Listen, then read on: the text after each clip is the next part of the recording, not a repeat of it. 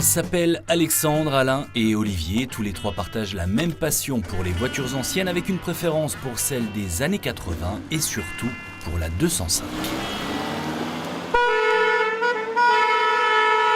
Cette voiture-là a plutôt sauvé Peugeot peut-être de la faillite à l'époque en 83 quand elle est sortie.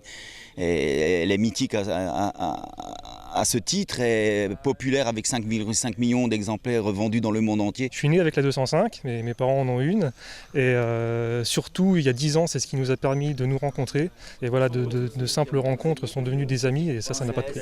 Des amis qui sont devenus des membres très actifs de l'association Classique Auto 88 qui rassemble une fois par mois une centaine de véhicules de collection au port d'Épinal. Des amis qui ont également décidé de se lancer un défi qui colle parfaitement avec leur passe-temps favori, participer à l'Europe-Raid 2022.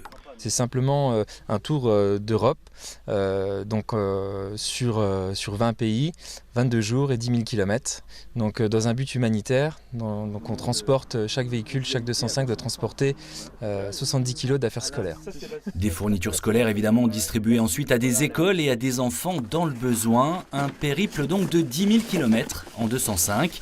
L'événement a été reporté à 2 reprises à cause de la crise sanitaire. Mais cette fois, ça y est, les 250 équipages de l'édition 2022 prendront bel et bien le départ le 30 juillet. Le rendez-vous est donné à Sochaux.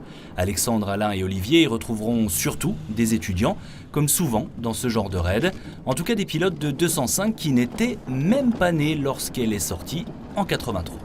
Quand elle est sortie, j'avais 18 ans et c'est la voiture quasiment de ma jeunesse, en fait, moi. J'avais moins 1 an, je suis né en 84.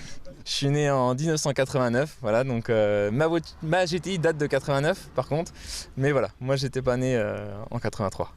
Quoi qu'il en soit, notre équipage a encore quelques jours pour préparer le voyage et la voiture. On voit d'ailleurs les 3 amis ici à Nomexi chez un garage auto partenaire. Ils prendront ensuite la route direction l'Italie, la Grèce, la Roumanie et la Pologne, entre autres, sachant qu'Alain et Olivier n'ont jamais eu jusqu'ici l'occasion de vraiment voyager. C'est le début d'une belle aventure.